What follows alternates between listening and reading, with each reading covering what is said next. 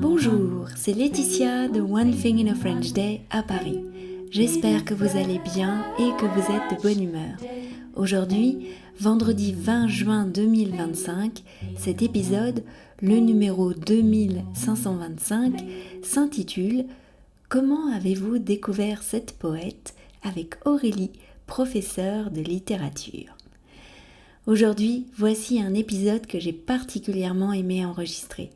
Aurélie, la professeure de français de Lisa cette année au lycée, a accepté d'enregistrer quelques épisodes pour vous, chers auditeurs. Vous avez pu suivre cette année les travaux de Lisa en littérature, Belle Amie de Maupassant, Médée de Jean Anouilh, L'école des femmes de Molière, Les Contemplations de Victor Hugo ou encore récemment le livre de Thomas Clair, Paris, musée du XXIe siècle. Aurélie et moi nous sommes tout d'abord rencontrés pour choisir ensemble une œuvre et un texte de cette œuvre en particulier. Il y avait beaucoup de choses qui faisaient envie.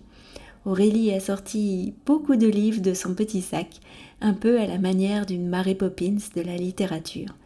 Finalement, nous avons choisi de la poésie et 10 jours plus tard, nous nous retrouvions pour l'enregistrement. Ainsi, pendant 3 épisodes, vous allez pouvoir aborder un poème comme un lycéen en France l'aurait fait.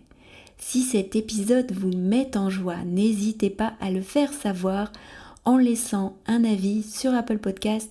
Oui, c'est très important et je remercie déjà tous ceux qui l'ont fait. Ou bien un commentaire sur votre application de podcast.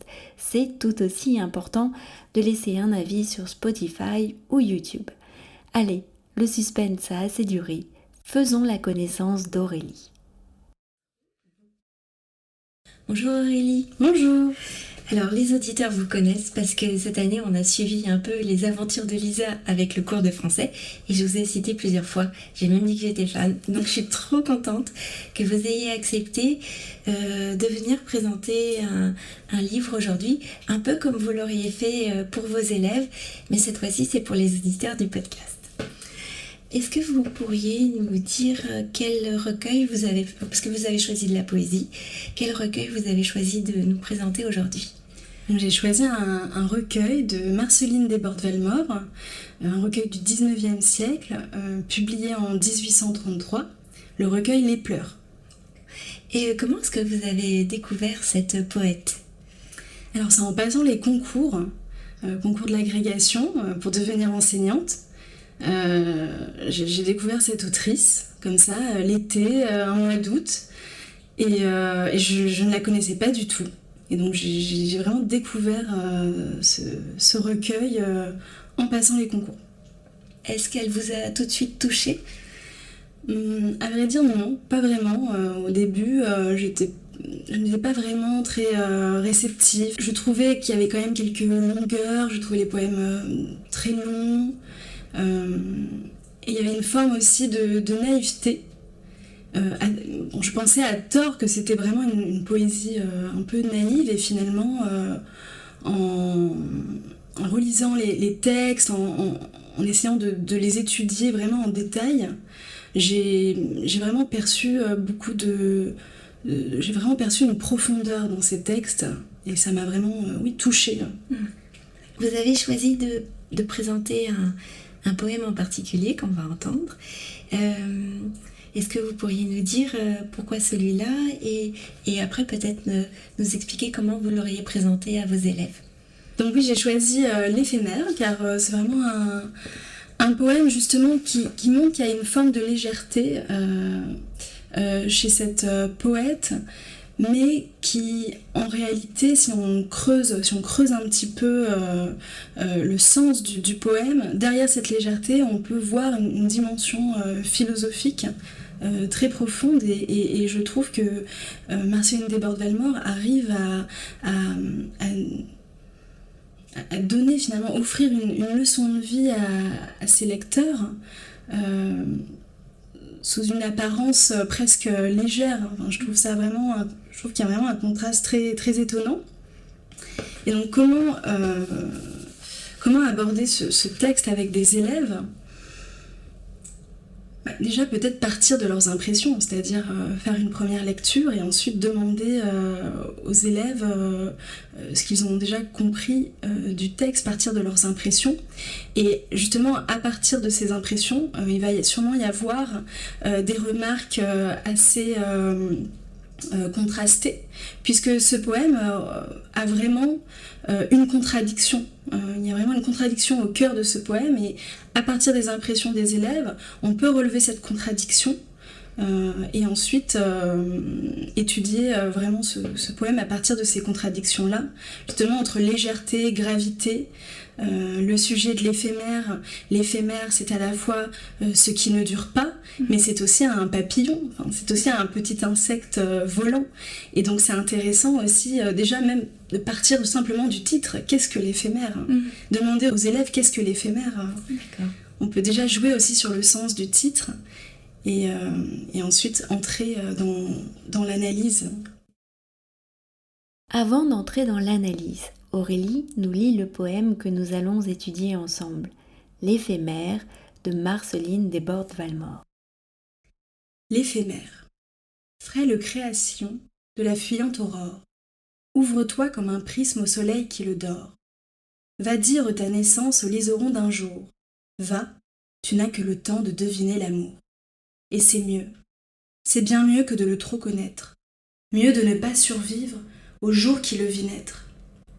Happe sa douce amorce, et que ton aile, enfant, joue avec ce flambeau. Rien ne te le défend. Né dans le feu, ton vol en cercle s'y déploie, et sème des anneaux de lumière et de joie. Le fil de tes hasards est court, mais il est d'or. Nul regret ne pendra lugubre sur ton sort. Nul adieu ne viendra gémir dans l'harmonie de ton jour de musique et d'ivresse infinie. Ce que tu vas aimer durera tes instants. Tu ne verras le deuil ni les rides du temps. Les feuillets de ton sort sont des feuilles de rose, fiévreuses, de soleil et dansant. Quel destin! Atome délecté dans le miel qui l'arrose, sonne ta bienvenue au banquet du matin. Je t'envie, et Dieu t'aime, innocente éphémère. Tu nais sans déchirer le beau flanc de ta mère. Ce penser triste et doux ne te fait point de pleurs, il ne t'impose pas comme un remords de vivre. Tu n'as point à traîner ton cœur lourd comme un livre. Heureux rien, ta carrière est au bout de ses fleurs, bois ta vie à leur âme, et que ta prompte haleine goûte à tous les parfums dont s'abreuve la plaine. Hâte-toi, si le ciel commence à se couvrir, une goutte de pluie inondera tes ailes. Avant d'avoir vécu, tu ne veux pas mourir, toi. Les fleurs vont au soir, ne tombent qu'après elles. Bonjour, bonheur, adieu. 3 mots pour ton soleil. Et pour nous, que de nuit jusqu'au dernier sommeil. Le long vivre n'apprend que des fables railleuses. Tristement recueillis sous nos ailes frileuses, nous épillons l'espoir qui n'ourdit qu'un regret. Et l'espoir n'ouvre pas sa belle chrysalide, et c'est un fruit coulé sous son écorce vide, et le vrai c'est la mort, et j'attends son secret. Oh, ce sera la vie. Oh, ce sera vous-même, rêve à qui ma prière a tant dit je vous aime. Ce sera, pleur par pleur, et tourment par tourment, des âmes en douleur, le chaste enfantement. C'est joli, non ? Maintenant que vous avez découvert ce poème, vous pourriez prendre quelques minutes pour recueillir vos impressions, comme Aurélie aurait pu vous le demander, ou bien découvrir qui était Marceline Desbordes-Valmore en faisant une petite recherche. Car, dans le cas de ce poème, Aurélie m'a dit que, j'ouvre les guillemets, même si on ne doit pas toujours utiliser le biographique pour comprendre la poésie, dans le cas de ce poème, cela va permettre de faire des liens. Fermez les guillemets. Vous trouverez sur le site du podcast un outil très simple pour donner vos impressions ou partager vos connaissances sur la vie de cette poète. C'est sur onethinginafrenchday.com. One Thing in a French Day, c'est fini pour aujourd'hui.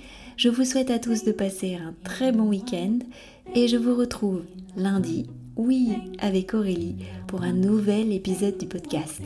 À bientôt, au revoir.